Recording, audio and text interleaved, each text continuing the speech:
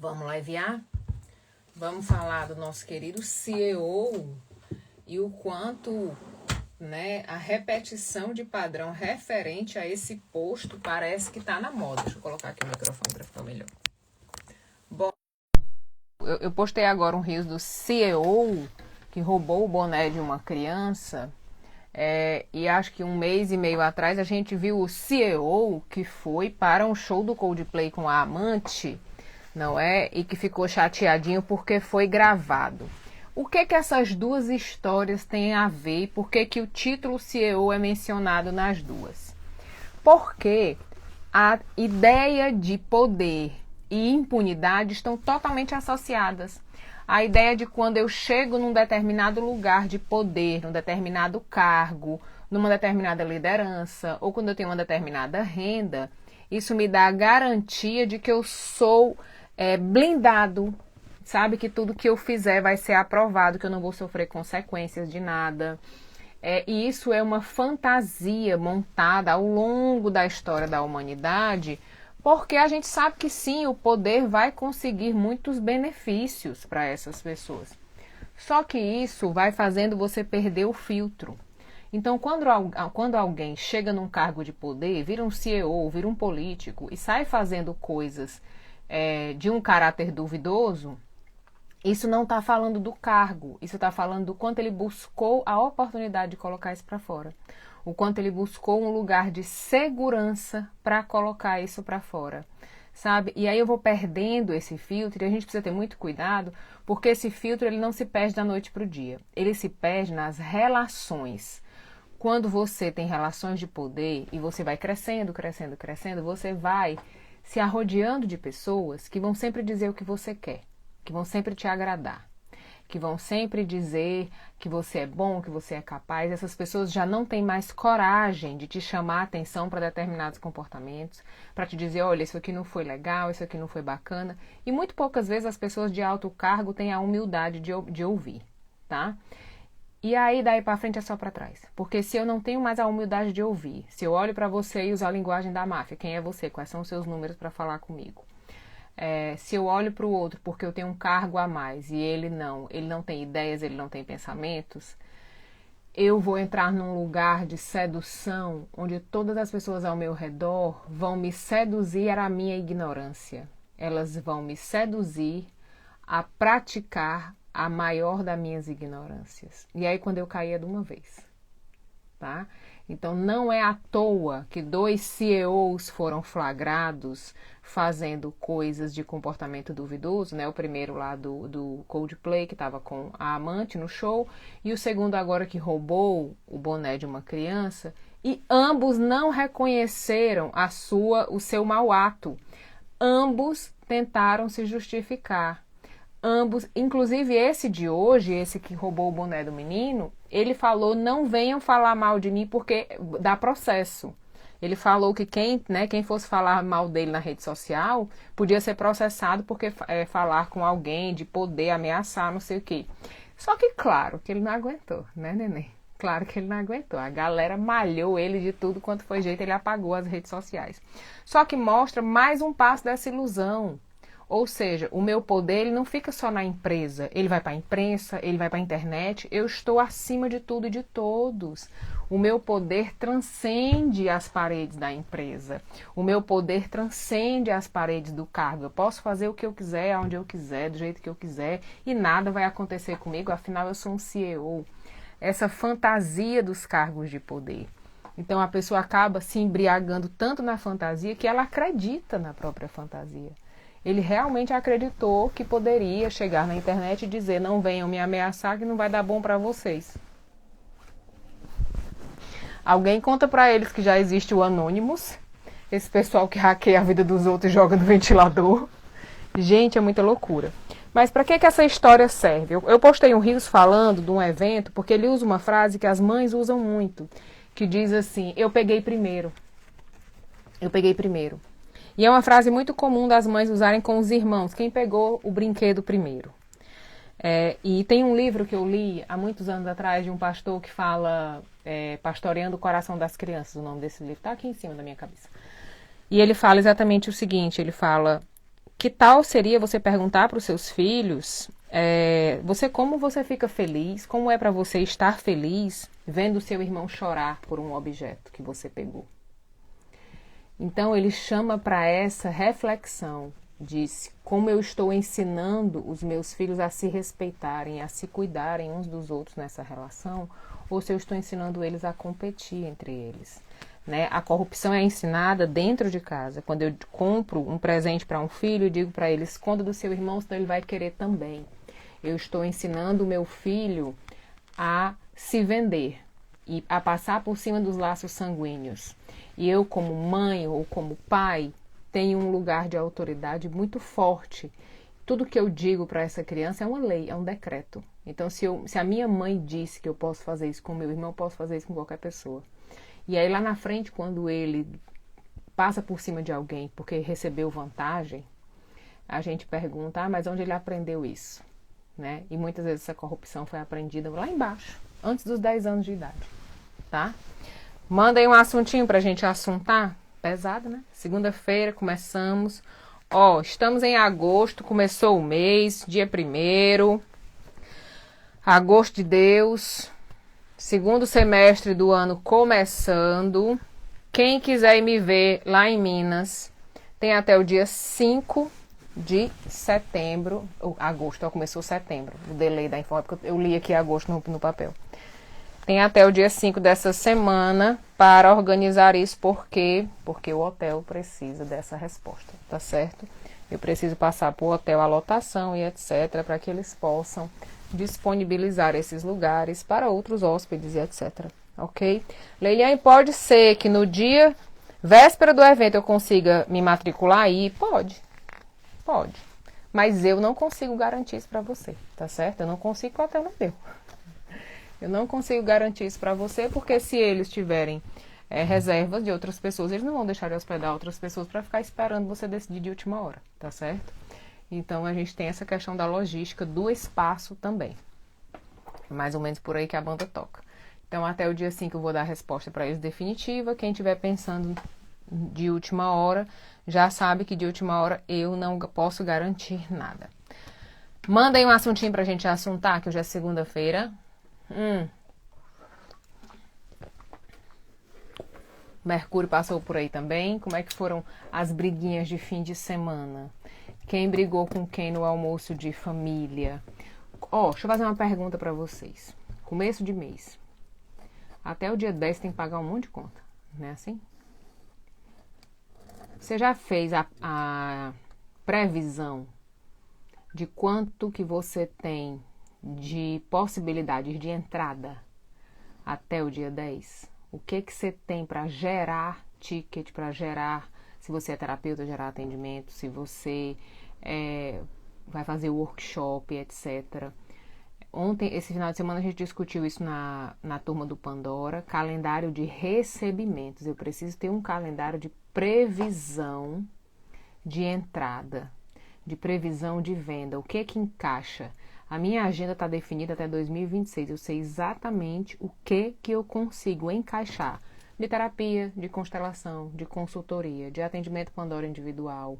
Porque se eu não tiver essa noção, eu vou gastando, e eu estou sempre com a corda no pescoço. Aí, tô com a síndrome do boleto inesperado, juntei um dinheiro e meu cachorro adoeceu. Isso não é boleto inesperado. Ele é um ser vivo, ele tem o direito de adoecer. Mas eu juntei um dinheiro e meu carro quebrou. Não é boleto inesperado, porque o carro também tem vida útil. Ele vai quebrar o seu computador, seu telefone, a sua roupa vai ficar velha. Tudo tem, né, um tempo de vida útil. E quando eu não considero isso, eu vou vivendo a minha fantasia. A gente começou essa live falando de fantasia. Eu vou vivendo a fantasia do dinheiro e a fantasia de que tem sempre alguém me perseguindo, por isso que eu não posso prosperar. Parece que eu tenho uma urucubaca, parece que eu tenho um ebó, parece que tem uma lealdade na minha família, que toda vida que eu ganho dinheiro extra, aparece uma despesa extra. Gente, o nome disso é má administração. Tá? É má administração. Se você só tá no dinheiro da sobrevivência, tudo para você será boleto inesperado. Mas o nome disso é falta de expectativa de ganhos. Ah, Leiliane, mas eu vivo só de um salário. Ótimo. Organize o seu salário, organize o seu tempo e vê onde é que você consegue encaixar alguma coisa. Porque salário é patrocinador para a tua vida. Ele não é... Você não vai ficar rico recebendo salário, você não vai mudar de vida recebendo salário, porque os preços das coisas crescem muito mais do que o teu salário. Então, o salário que hoje é suficiente em 5 anos ou 10 anos já não é, tá? Mandem um assuntinho pra gente assuntar. Ai, me deu cansaço. Hoje eu acordei 5h30 da manhã pra ir malhar e agora bateu o cansaço. Que aqui já são 12h30, né? Agora bateu a ressaca. Preciso fazer uma pausa, descansar 10 minutos para poder recomeçar, que já já tem atendimento do Pandora. E o atendimento do Pandora é um atendimento que tira meu rim. Por que tira meu rim? Porque quem é que vem para mim para fazer Pandora? Pessoas muito inteligentes, muito capacitadas, que já estudaram muito, mas elas não conseguem receber pelo seu trabalho. Não conseguem. A gente foi montar um produto esse final de semana, a menina teve dor de barriga 3 vezes. 3 vezes. Não consigo, Leiliane, que agonia, dói meu corpo, dói minha alma. E eu não consigo montar um link de venda, montar um produto e vender. Tem muita coisa, dinheiro é emocional. Ouvi você dizendo que quem quer dinheiro para se separar dificulta. Por quê? Porque dificulta. Porque dentro do seu ganho tem um monte de mentirinhas, de histórias veladas, de coisinhas que vão dificultar esse processo, até porque quem quer se separar, se separa. Quem diz eu preciso de dinheiro para me separar, tá prolongando o tempo, tá postergando, tá? Você nunca vai ter dinheiro para ter filho, você nunca vai ter dinheiro para se separar. Vão ser sempre desculpas legítimas, tá? Sempre desculpas legítimas. Então você vai estar sempre nessa história de que na verdade você está esperando ver se o outro muda, se ele melhora, mas é porque na verdade eu não tenho como me sustentar. Né? Tá aí o filme da melhor mãe do mundo para mostrar pra gente que não é assim. Claro que eu entendo que a gente precisa de uma estruturação, tá certo? De uma estruturação, mas essa estruturação nunca vai estar perfeita. Essa matemática nunca vai estar perfeita, vai estar sempre faltando alguma coisa. Mesmo que você se separe de um homem podre de rico, que tenha tudo para dar para você, até o juiz te dar alguma coisa, você vai ficar sem nada, né? Então é por isso que eu sempre falo, nunca troque de mão seu prato de feijão. Nunca, nunca, não caia nessa conversa, não caia nessa conversa de homem provedor, não caia nessa conversa. Se o seu marido morrer amanhã, de onde vem a comida dos seus filhos? Não caia nessa conversa, não caia, porque enquanto você estiver vivo, se você viver um divórcio, ok, você tem tempo para brigar, certo? Mas, se você acontecer alguma coisa com ele, até a justiça te dá acesso ao que tu tem direito, nega, tu vai ralar. Tu vai ralar. Eu tô com 20 anos esperando o inventário da minha mãe. Só 20. E a minha mãe dizia, olha, você cuide, porque se você depender desse dinheiro para viver, você morre de fome. E não vê a cor desse dinheiro. Então, assim, é muito complicado, tá certo? A questão da vida financeira, a gente tem uma ideia. Eu falei isso sobre numa live semana passada. Nós somos criados para ter relacionamentos doentes, adoecedores, em todos os sentidos.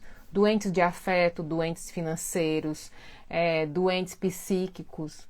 Nós somos criados para ter um relacionamento totalmente desigual, um relacionamento de dependência financeira, de mão de obra dividida, de desigualdade social, de desigualdade econômica. Isso é uma manobra cultural, porque é o jeitinho que eu tenho, né, de convencer as mulheres a ficarem dentro de casa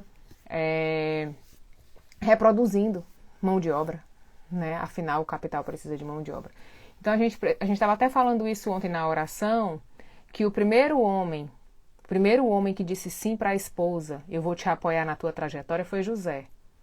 Quando Maria engravidou de Jesus, que engravidou de um anjo, José não olhou para a cara dela e disse assim, mas a gente não combinou nada disso. Mas você tem que conversar comigo, porque o homem é a cabeça da casa, a esposa é submissa ao homem, você tinha que ter me perguntado se eu concordava com isso. Não é assim não, Maria, eu vou embora, cria tu e teu filho e vaza, sabe? Não. José foi o primeiro homem que disse: eu estou com você. O seu plano é o meu plano. A sua missão é a minha missão. Eu vou remar o barco junto com você. E todos nós hoje contamos 2025 porque este homem disse sim à esposa dele. Este homem não contestou a esposa dele, não diminuiu ela nas suas escolhas, não disse para ela que ela não precisava fazer isso, que ela tinha que ter tido uma ideia antes, que ela tinha que ter feito uma reunião para conversar, porque casamento é isso, é parceria. O maior exemplo de parceria que nós temos de casamento é José e Maria. Quando ela vem com uma missão, ele diz: eu estou com você e eu vou segurar o barco com você até o final. E foi lá e criou Jesus, e se a gente conta hoje o calendário 2025, é porque este homem disse sim quando a mulher dele assumiu essa missão. Quando a mulher primeiro disse sim a esse anjo, ele também disse sim a essa mulher, para aqueles que são cristãos que acreditam nessa história. E aí depois a religião inverte totalmente a história do casamento, dizendo que não é assim. O homem é a cabeça, a mulher é o corpo, o homem manda, a mulher obedece, não é assim. E baseado na ideia que esse filho, que foi gerado nesse acordo, vai dizer o que o próprio pai dele fez. Gente, a gente tá vivendo um mundo muito louco. É muito louco, né? Ah, Leiliane, tem um grupo de oração? Tem, mas é um grupo de gente doida. Não se misture com esse povo. Não se misture. Porque eu sou uma pessoa cristã, não sou uma pessoa idiota. Tá certo? Eu sou uma pessoa doida, alucinada pela religião. Eu não sou baba-ovo de nenhum pastor. Eu não pago 300 mil para assistir pastor, nem vou pro culto comer pipoca. Me poupe. Me poupe. O culto é pra Deus, não é pra você. O culto a Deus virou cinema. Palhaçada. Não, me poupe. Mas pra eu não gastar o réu primário, eu deixo essas conversas lá pro grupo de oração. Tá certo? Manda aí um assuntinho pra gente assuntar. Outro assuntinho que nós discutimos ontem, eita, que a live hoje virou palestra. Vou contar um segredo pra vocês. Mulheres com superdotação se tornam soberbas no ambiente de trabalho. Anote. Mulheres com superdotação se tornam soberbas no ambiente de trabalho. Por quê? Porque elas são muito rápidas, muito inteligentes, muito capazes, muito cheias de coisa. E elas começam a chegar num ambiente, a achar o ambiente muito pequeno. Ai, isso aqui é muito pouco para mim.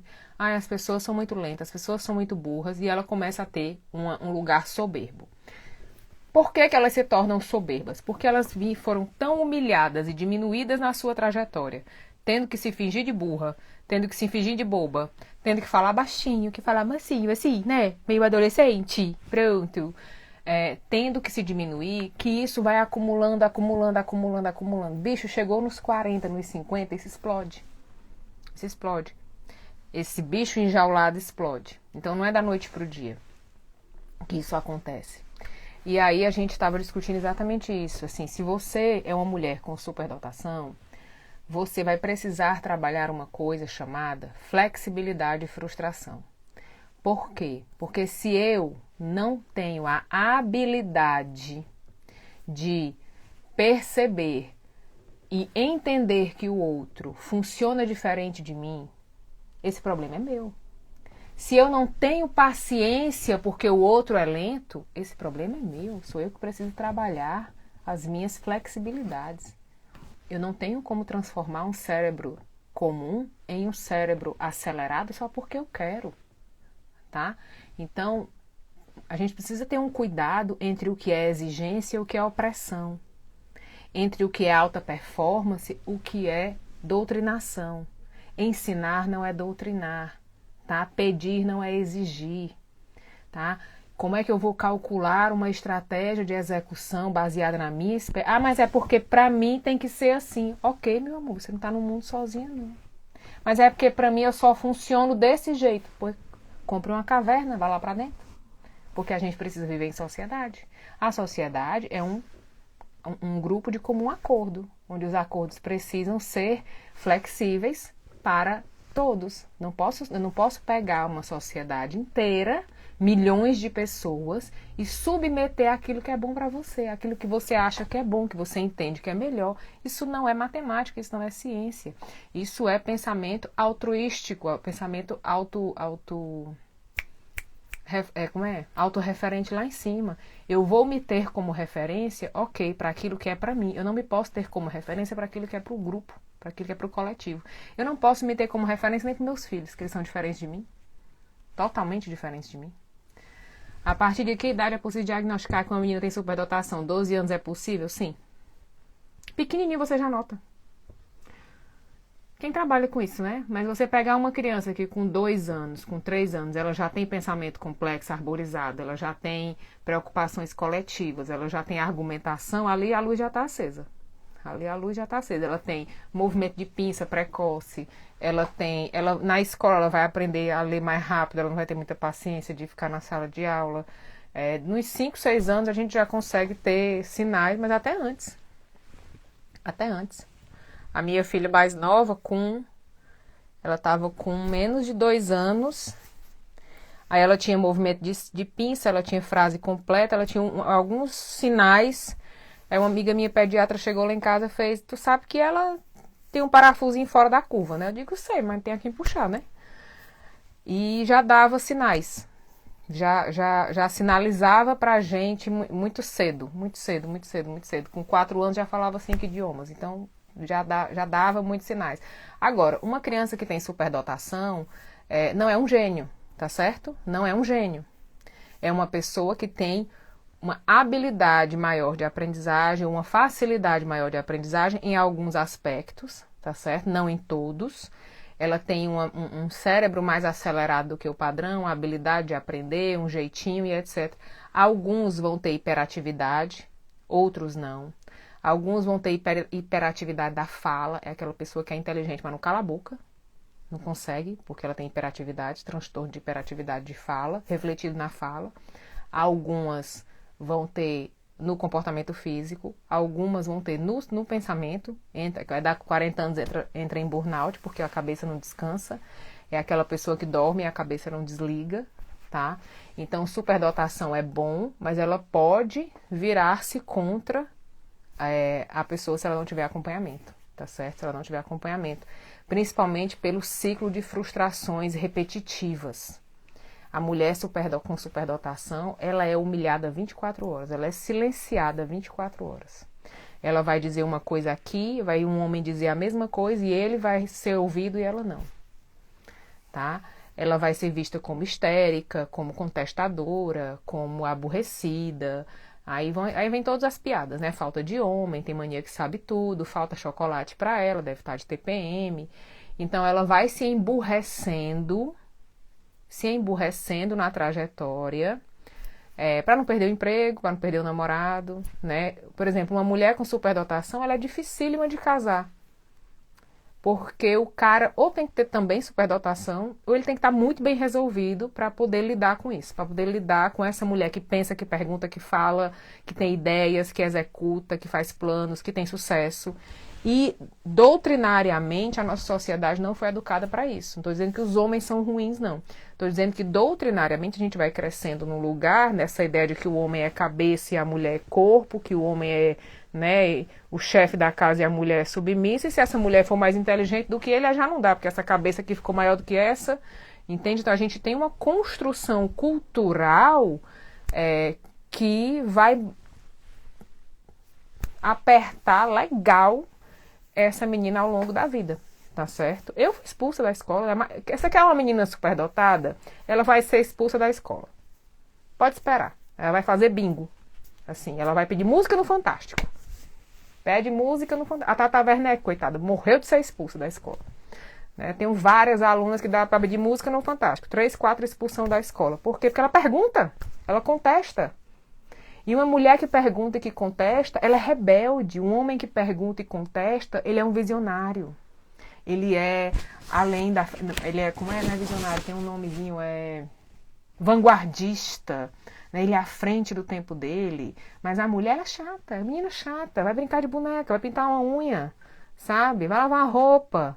Ai, vai comprar uma Barbie nova pra essa menina que ela tá muito chata. Tá precisando arrumar um namorado, que ela só pergunta.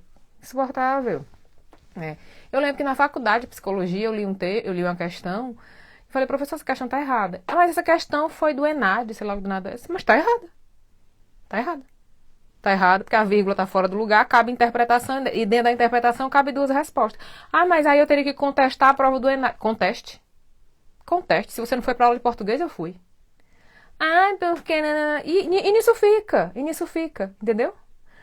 Então a mulher que tem superdotação, ela é o tempo todo silenciada. Eu lembro na faculdade de psicologia, na cadeira de Gestalt, aí eu já tinha lido todos os livros de Gestalt, porque eu era a doida da Gestalt, né? Estudei muito Gestalt. Eu falei para a professora, eu digo, esse livro é de uma coleção? Ela disse, eu já li. Ela, por que você leu? Eu digo, gente, porque estava na livraria, eu comprei e li. Mas não é para você ler, porque isso é só depois da graduação, você precisa fazer uma pós-graduação. E eu, nada melhor que para oprimir uma mulher do que outra mulher, não é verdade? Então, assim, a inteligência da mulher, ela incomoda. Ela incomoda a sociedade de todas as formas, tá? Seja com outra mulher, seja com o pai e a mãe, seja com a escola, seja com o ambiente de trabalho, seja com o marido. Ela incomoda. A gente não está acostumado que a mulher é um bicho inteligente, pensante, transformador. Todas as mulheres inteligentes, pensantes, transformadoras foram queimadas, foram acusadas, né? A gente tem aquela menina que é linda, que inventou o GPS, que fez as ondas de rádio. Ela foi acusada de ser espiã. Como é o nome dela? Né? Porque ela era uma pessoa com superdotação e ao mesmo tempo era muito bonita, ela era modelo. Então, assim, não pode habitar no mesmo corpo essas duas coisas. Né? Tem esse probleminha, né? Se você é muito, muito bonita, você tem que ser burra. Só se você for aquela pessoa bem feia, aí que você não é que você é inteligente. É que como você não nasceu bonito, você vai estudar muito e se esforçar para poder, né, fazer alguma coisa. Então, assim, a inteligência feminina, ela não é bem-vinda.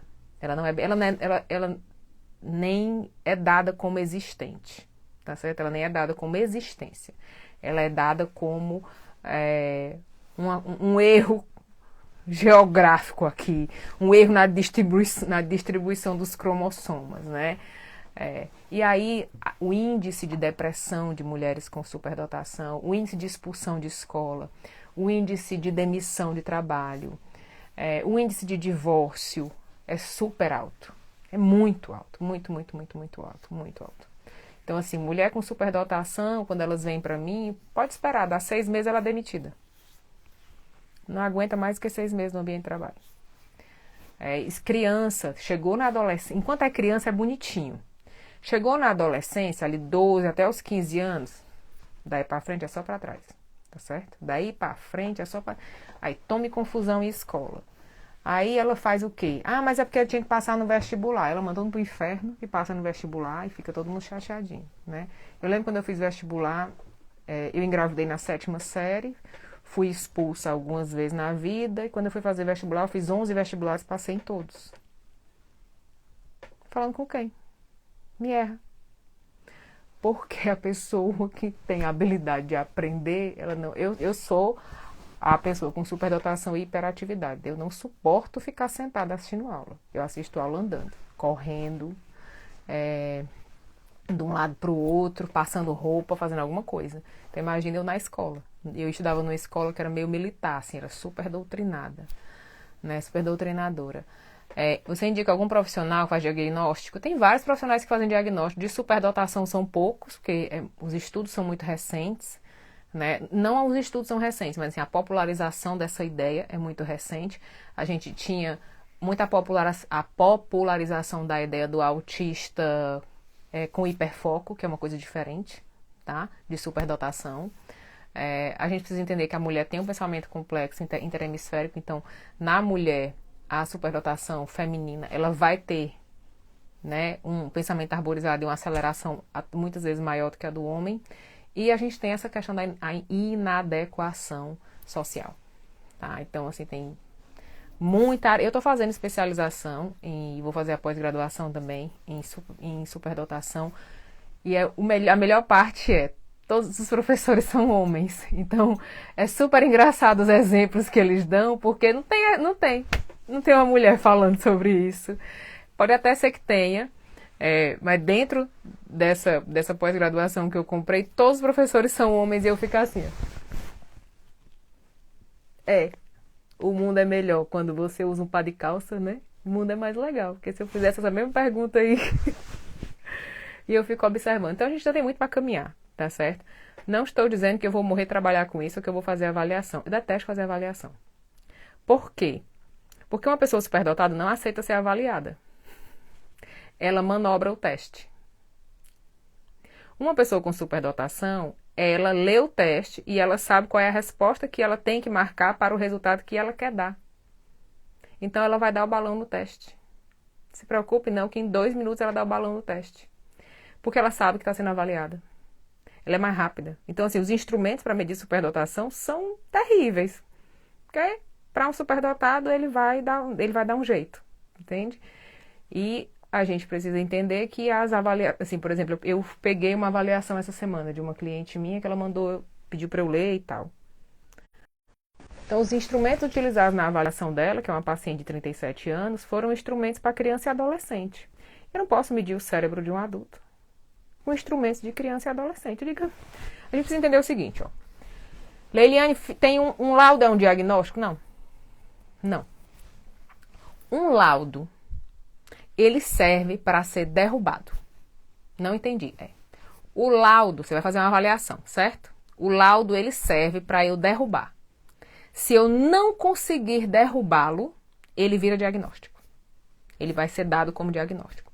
Mas se eu tiver um argumento para derrubar ele já morreu. Ok?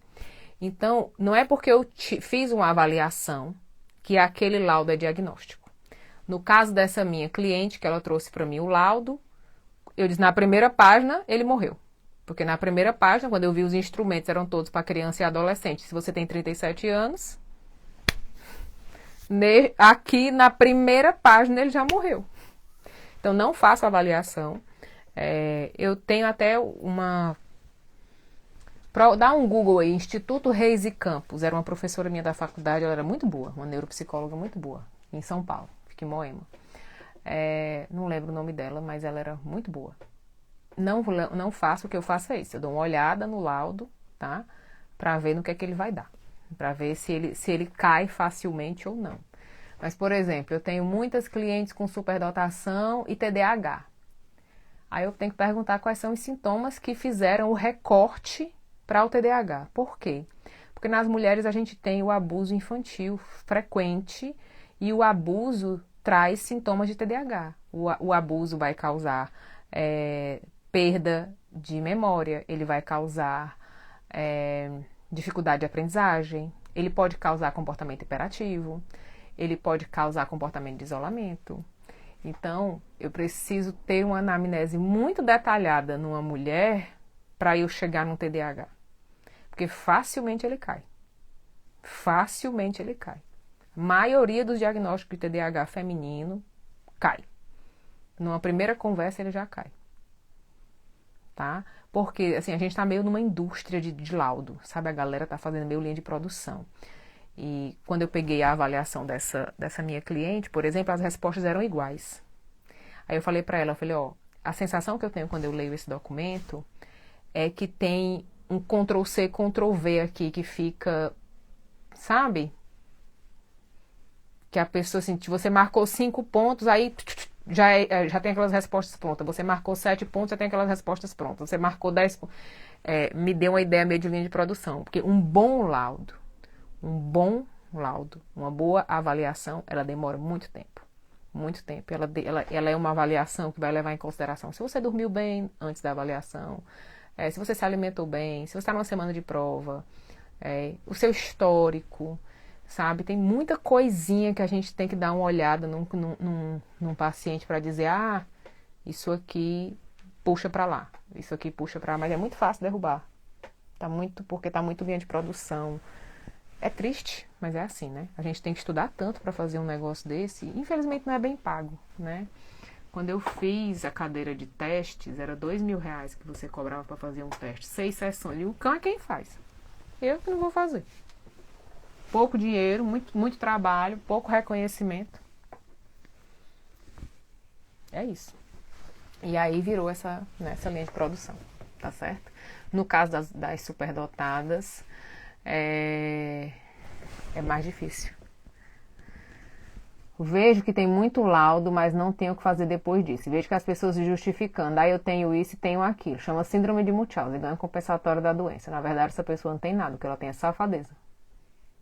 Porque ela vivia antes desse laudo. Entendeu? Ela tinha uma vida antes. Então, ela está se aproveitando. E muitas vezes é uma pessoa com altas habilidades que a habilidade dela foi dar o balão no médico, lá no avaliador, e arrumar um laudo para ela. E aí ela vai ter vários direitos, né? Porque ela teve essa habilidade de dar o balão.